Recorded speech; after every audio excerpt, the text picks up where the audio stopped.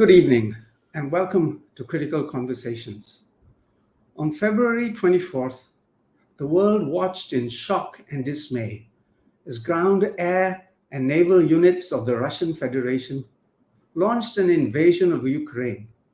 It was an act of unprovoked aggression, a clear violation of the UN Charter and international law. 141, mind you, of the 193 members of the United Nations, meeting at a special session of the UN General Assembly, overwhelmingly voted to reprimand Russia for invading its neighbor, demanded an immediate cessation of hostilities and the withdrawal of all Russian forces from Ukraine. But Russia continues to defy both the UN and international opinion. It has stepped up its bombing of civilian areas, targeted Ukrainian infrastructure, and continues to launch missile strikes against yet more Ukrainian cities. The pictures and video footage of families being wiped out and innocent civilians being killed are deeply disturbing, to say the least. A massive humanitarian crisis is now unfolding. More than 1 million Ukrainian refugees have fled to neighboring countries. The International Criminal Court has opened investigations into war crimes. The people of Ukraine, however, remain undeterred and unbowed. Their courage and fighting spirit are an inspiring story in itself. And here to talk about what is going on in the Ukraine and to share his heart about his country's desperate fight for survival is the ambassador of Ukraine, Ambassador Alexander Nechitalo. Ambassador, welcome to Critical Conversations. Good afternoon. Thank you for having me, sir. I know this is a very difficult time for you and for the Ukrainian community in Malaysia. It must be so hard watching what's going on in your homeland from so far away. Can you share with us something about the mood of the Ukrainians in Malaysia?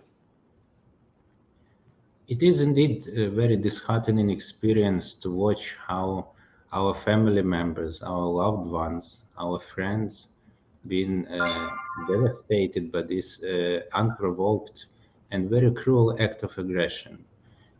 Almost 2 weeks ago, at a very early hour, around 4 a.m., almost all major cities in Ukraine were stricken by the cruise missiles, by the bombs from Russia. So this is something that Ukraine has not experienced since World War II.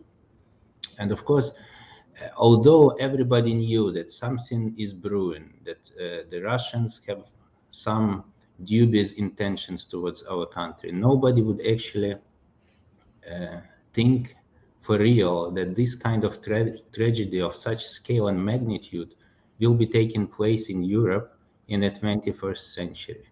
So everybody was worried. Everybody is worried because we have, even in my embassy, I have staff from all over Ukraine. And practically not a single part of the country is spared from this bloodshed. There is family members in Kharkiv, which is the eastern part of Ukraine. My own family is in Kyiv, in the capital. Some are from Odessa. So everywhere people are worried. They're trying to get in touch with their loved ones.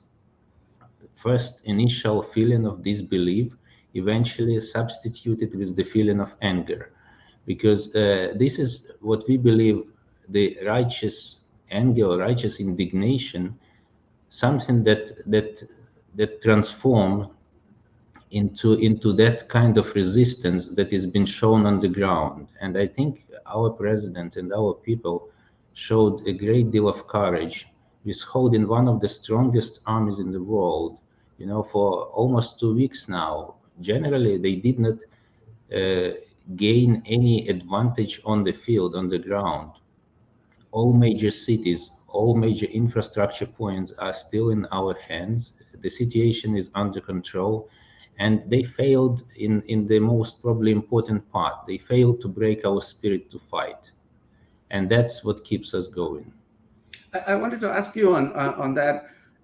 Of course, by all counts, the Ukrainian army and the civilian population have risen in a fantastic way to defend their homeland. And, the whole world just admires the way the Ukrainian people are standing up to aggression. But given the numerical superiority of the Russian armed forces and the advantages that they have, what do you see happening next?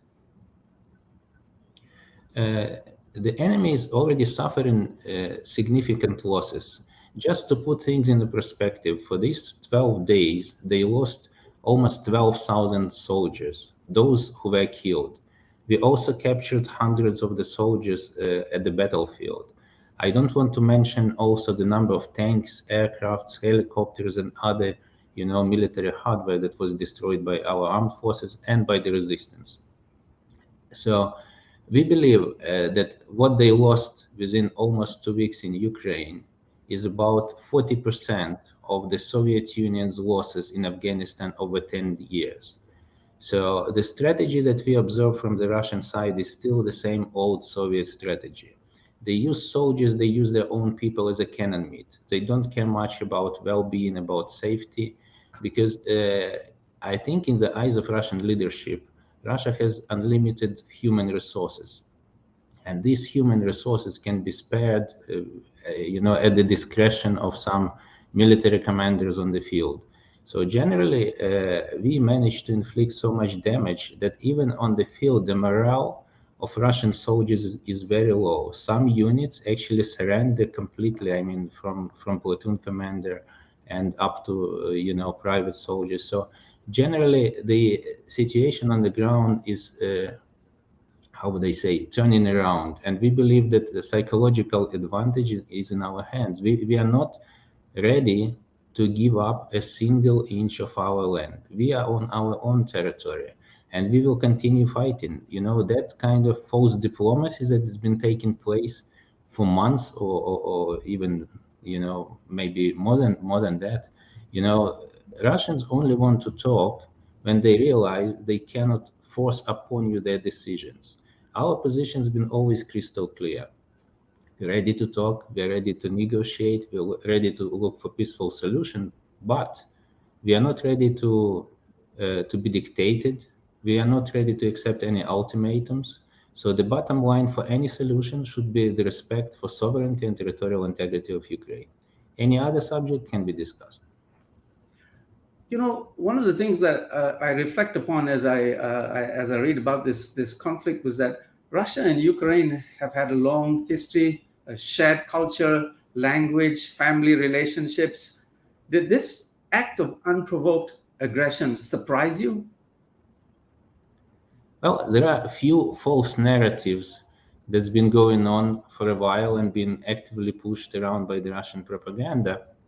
And perhaps I would, highlight certain points that are most commonly, taken as facts. However, one of the major justification or reasons for whatever you can call it for the invasion was that Ukraine is a threat to Russia. So Ukraine, if you look at the size, we are 28 times smaller than Russia. You already mentioned the numeric superiority of Russia in terms of military might and everything else. Ukraine, if you look at the history, over 1,500 years of our history, we never invaded any sovereign country or any other nation. In fact, if you look at the foundation, or I would say the cradle of Eastern Slavic civilization, Kiev was the capital of, or the cradle of Eastern European civilization. That's where the Christianity came to that part of the world in 988. The Grand Duke of Vladimir brought Christianity from Istanbul that time. So generally, it's the cradle for all that, let's say, civilization. However, it is the second false narrative that's been actively pushed is that Ukrainians, Russians, and Belarusians, they are one nation. That's not the case. Ukrainians have been always having, same with Belarusians, we've been always having their own language, our own culture, our own, I don't know, even simple things like food, etc., etc. If you look at the history of Russian Empire, the Cossacks who founded the republic in the southern part of next to the city of Zaporizhia, they had the constitution 500 years ago. That was much earlier than the US Constitution, any other sort of document that would envisage the rights and freedoms of people. So at the mentality level, the difference is quite striking. We don't have that aspiration to be a superpower, to be a super nation. For us, simple things like building our future, building our homes, looking for better life, these are the fundamental values, family values. On the other side, what I observe from even my previous, let's say, contacts in Russia, Russian people, they are generally believing that, and it's been indoctrinated for centuries, starting from the Tsars and later on by the communists and now by the current Russian regime, that Russian people, they have to suffer. So this is the fundamental thing, because they are destined to suffer. The reasons for their suffering can be different. It can be the whole world wants to destroy Russia, or capitalists want to destroy Russia, or West wants to destroy Russia.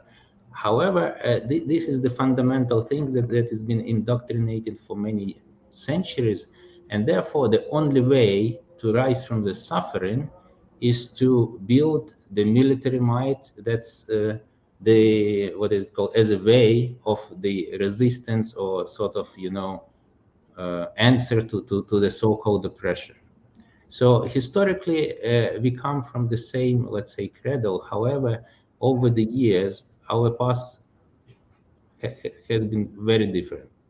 And even if you look in the past 30 years of contemporary history, Ukraine's role was fundamental in actually collapse of the Soviet Union in 1991, because Ukraine's part in the economy, in cultural life, and generally in keeping up the Soviet Union was critical. Therefore, in 1991, when Ukrainians overwhelmingly voted in a free referendum for their independence, that was the reason why President Yeltsin, President Kravchuk, and President Shushkevich signed so-called Belarus agreement that actually the EU ended the existence of the USSR. Russia has put forward all sorts of reasons to justify this aggression. It talked about denazification, demilitarization. President Putin has said he's unhappy at the way the Russians in Ukraine have been treated. Now, Russia is even saying that Ukraine is not even a real state, which is very ominous. They've taken Crimea, they've taken Donbass. What is Russia really after? It's a good question. I don't think I have a clear answer to that. But let me just recap. You see, this past 30 years, how it was different in Russia and Ukraine. Ukraine built a democratic institution. We are a free democracy where the power has been, passed from one elected leader to another. So we have perhaps not very smooth, but very strong, let's say, trajectory to build a prosperous, democratic, and how they say, state ruled by the rule of law and the market economy. That was not the case in Russia for many reasons. So for Ukrainians, the values like freedom and liberty are critical. We saw it in 2004 when people stood up to defend their choice during the rigged presidential elections. And that was also the reason for decision of the Supreme Court to overturn the second round of the election, so that in the third one, people voted actually for the candidate they wished to vote, and there was no falsification of the elections anymore. In 2013, we saw the same thing. The president Yanukovych in 2010 was elected with a clear mandate. In his manifesto, he promised Ukraine to become associated member of European Union. And then in 2013, he made a U-turn, 180% U-turn, saying, we are not joining EU as associated member. What we're gonna do, we're gonna join the other bloc, which is Euro-Asian, Eurasian bloc led by Russia and other countries. So people came up to the street and they said, look, this is not the mandate that we were given to you. So any leader should be accountable to people.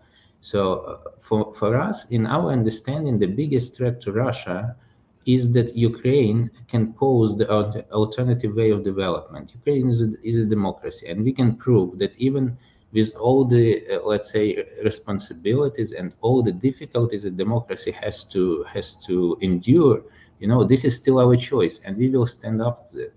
One of the other also narratives that so-called propaganda machine is trying to push around is that Ukraine wants to join NATO, and that would distort the existing power balance in the region, and that's something that prompts Russia to act, preemptively to prevent this from happening. I want to come to that, but I want, if I may come back to this question about, given the fact that, as I mentioned earlier, President Putin says Ukraine is not even a state and all that sort of thing.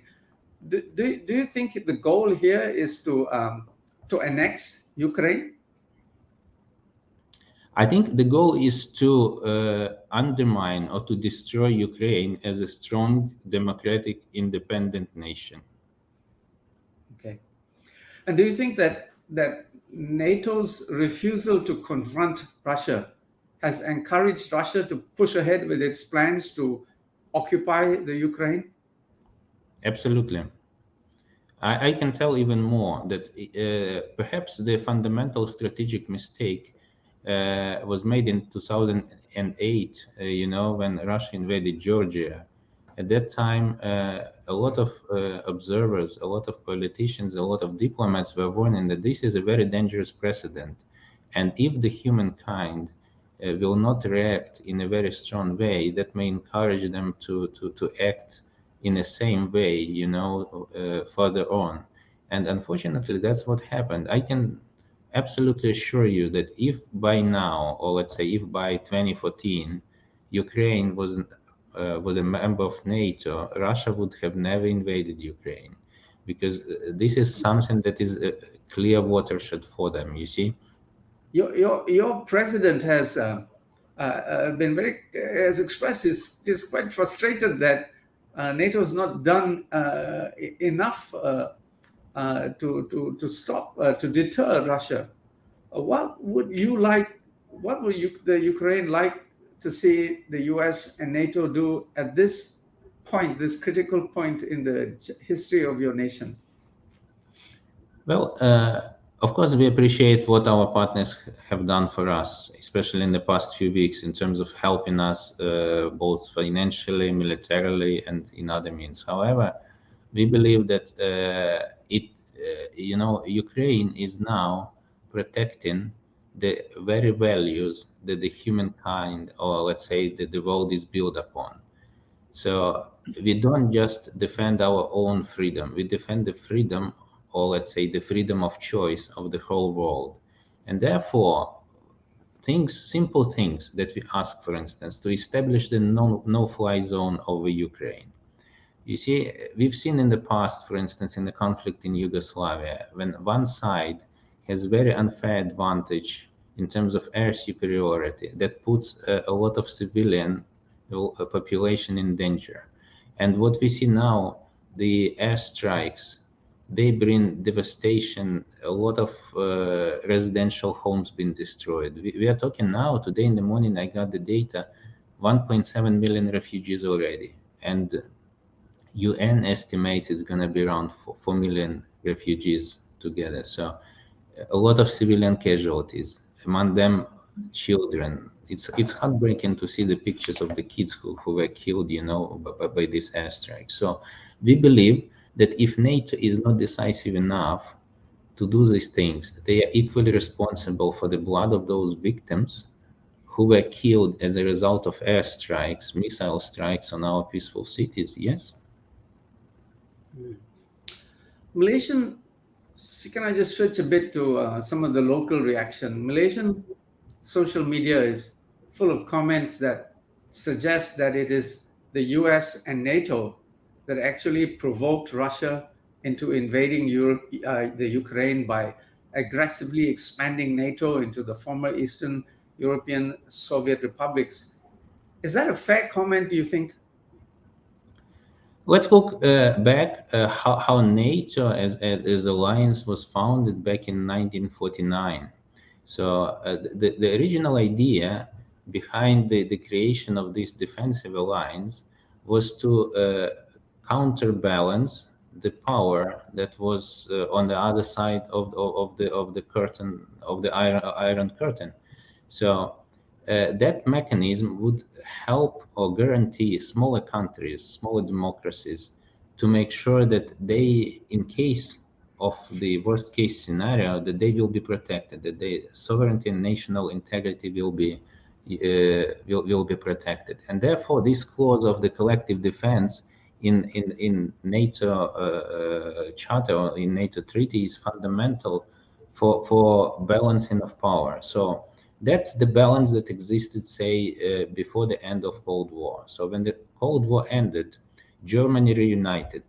A lot of, or let's say the majority of Eastern European countries chose the path to integrate into existing, let's say, unions like European Union and NATO. And why did they choose to do so? They chose to do so because, first of all, they share the same values. Then, second, they saw those alliances as their goal to build a prosperous and free society. So that was a very strong economic reason to receive certain, let's say, financial aid to build the infrastructure, etc., etc. So to put it short, that was the way to build prosperous and free society in their countries. So NATO operates in a way that it does not expand, per se. Only if a sovereign nation decides to join the alliance, then the NATO member countries, they look at the, let's say, application, and they see if the country meets the criteria to become a member. NATO is not just about defense. It's about the independent judiciary. It's about anti-corruption mechanism. So it's about also response to the natural disasters. So I would not simplify NATO's role to purely the defensive part. That's one point. Second point, I saw a lot of, let's say, comments saying that NATO promised to never expand eastwards after the war, after the Cold War, which is false narrative entirely. President Gorbachev, the last president, and the first and the last president of the USSR, he made few public comments to the German media, to the British media, saying there was never such a promise. NATO never promised not to move eastwards.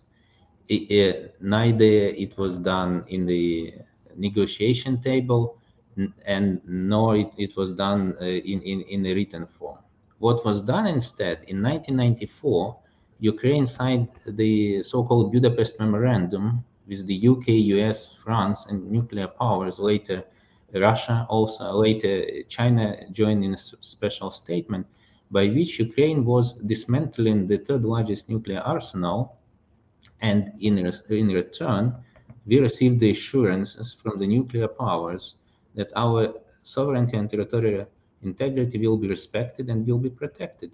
So that's very plain, black and white, written, on a paper, which unfortunately does not have the legally binding force. But that was the fact, and unfortunately, 20 years later, after 1994, we became the subject of the first invasion, which saw Crimea taken away, illegally annexed, and the part of our southeast territories, including Donetsk and Luhansk, in that part of the world. So NATO. Okay, go ahead. Yeah, just to finish the point, NATO only considers the applicants based on the sovereign decision of sovereign countries. So Ukraine, when became independent in 1991, we never originally aspired to be a NATO member. Even in 2014, when Russia invaded Ukraine for the first time, Ukraine did not, what is called, have it as a part of our constitution and legislation. So we changed our constitution based on the decision of the members of parliament and based on popular support, because we saw that NATO is the defensive mechanism that would help us to preserve our sovereignty and territorial integrity. And it was done exactly in response to the Russian invasion. So the sequence of events should be very clear. Russia has very, how would I say, very well known track record of bloody conflicts. Chechen war, that's only in the contemporary history. 2 wars in Chechnya, Georgia, Ukraine, 2014. NATO alliance never started the war. They had only one military operation in Yugoslavia, so as an alliance. So I don't see any ground, or I don't see any argument in this allegation that NATO is threatening Russia. At the same time, some have argued that I just wanted to understand why Ukraine, just following up on what you said, why is Ukraine so intent on joining the EU and NATO? Many argue that because of your strategic location between Russia and NATO, it might be better for Ukraine to remain neutral. How do you respond to that? Very simple. In 1991, we were a neutral country until we were invaded by Russia in 2014. So neutrality, unfortunately, doesn't work. So that's first point. And second point, this is our sovereign choice. As a nation, we are free to decide what way of development we got to choose.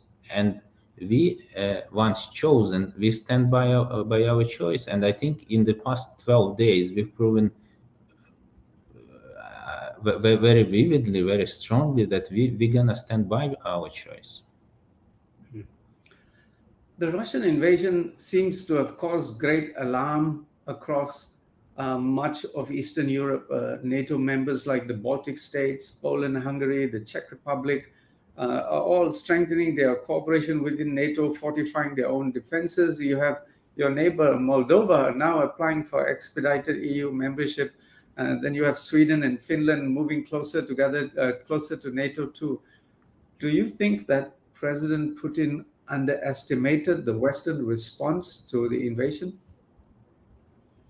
I think so. I think he did not expect that the international community will be so united in response to the Russian aggression.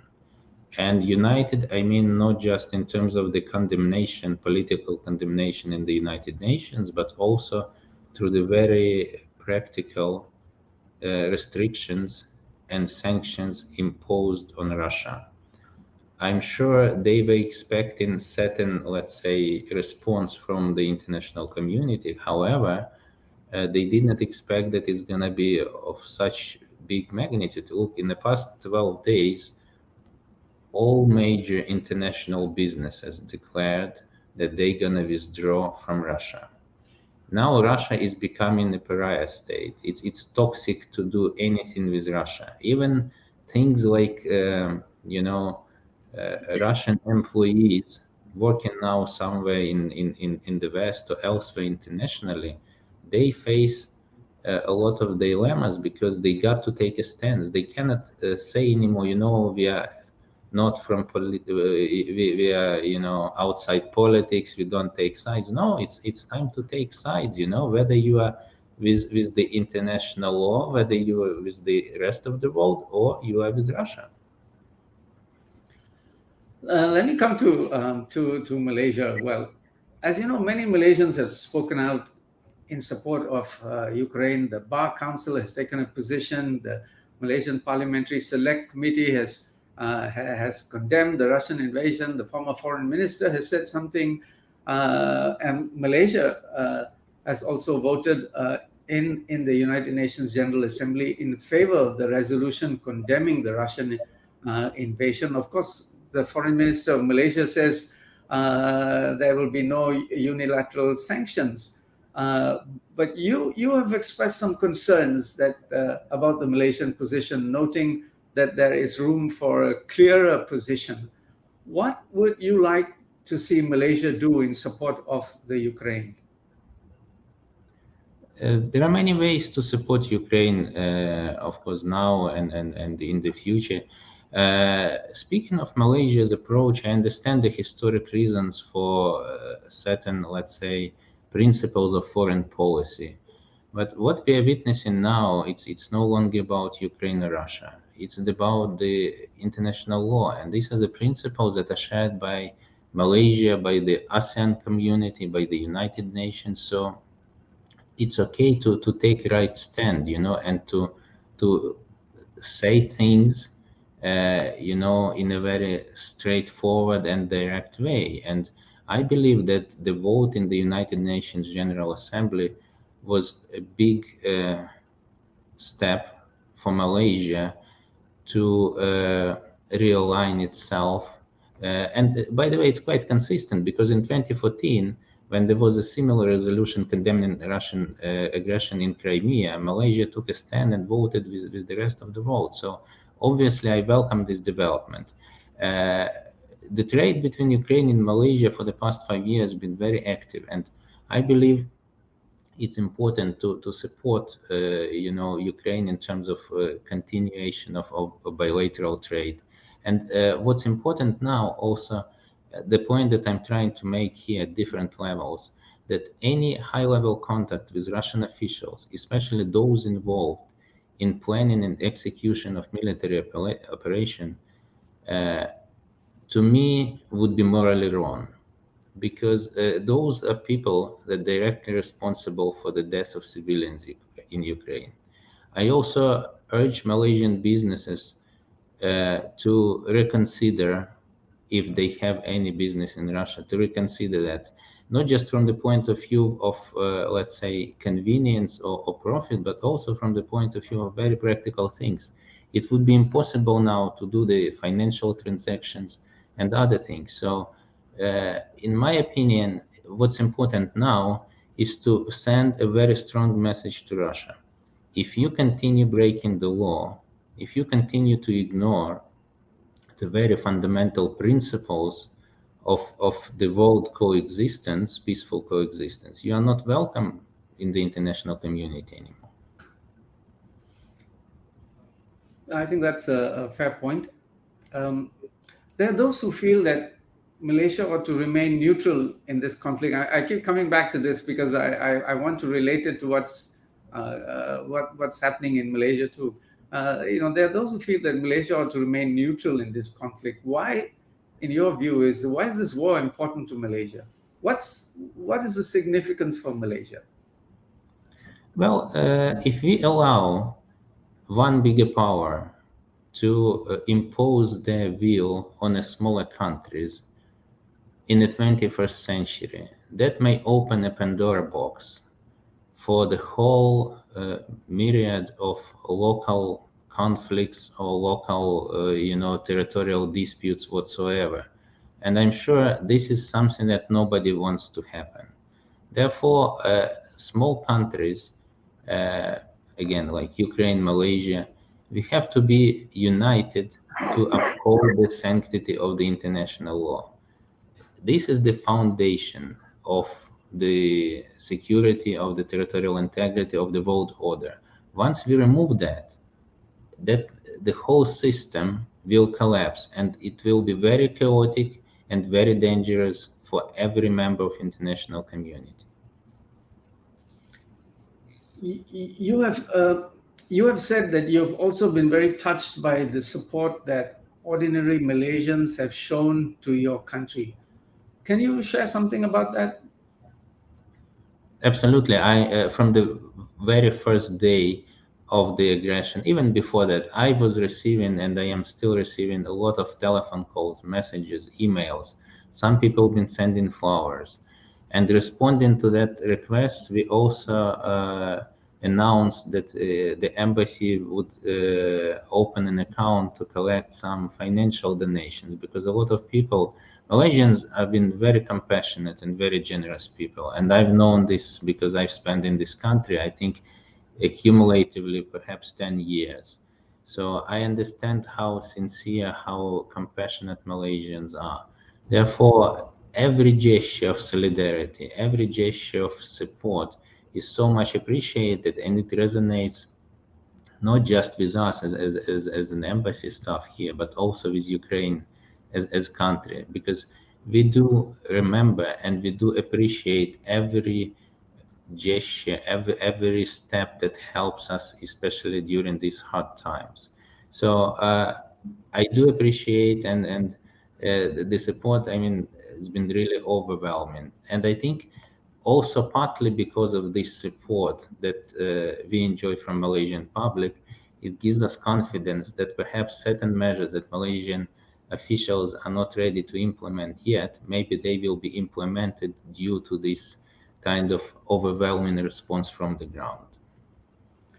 Uh, Tell me something about the Ukrainian community here. How are they managing? What are their concerns? How can Malaysians show their support for Ukrainians, for the Ukrainian community here? Ukrainian community here has been very uh, integrated with Malaysians. We have a lot of mixed marriages. We had a lot of friends, somebody who studied in Ukraine, somebody who studied in Malaysia. Later on, they got married, families, some expatriates who work here in Malaysia in different fields. So, of course, even being so far from our homeland, we are connected, and those people are also connected. They speak to their family members, to their friends, loved ones, almost on a daily basis. And what is happening, of course, it's a grave concern. Some of them express their, let's say, emotions or their feelings in a very explicit way. And we've seen that in the past few days, there were some peaceful events in front of the Russian embassy, and over weekend in Merdeka Square. Ukrainians are a very peaceful nation generally. And we don't look for any confrontation or any conflict. However, when people undergo very strong emotional and psychological stress, it's important that they voice out their concerns. They want to be heard, and they want the world to know that what is happening in Ukraine is not just some kind of picture on a screen. These are the human lives that we are talking about, and these human lives are basically have very personal touch for a lot of people, who, especially those who live here. I'm sure they have a lot of family connections. They must be extremely worried and spending all the time trying to keep in track of their relatives and their friends. Yes, absolutely. That's some people try to get in touch twice a day. Some try, as much as they can. However, again, you see, there are certain disruptions in communication, and this kind of emotional stress, emotional pressure that they are experiencing here. Some people even told me that when they talk to their relatives, especially those in the war zones, they feel more stressed here. Although in terms of physical danger, you are more in danger when you have been shelled at. However, emotionally, it's more exhausting. It's more, how would I say, demanding to be here, because there people are focused on something very specific. They are just looking for survival.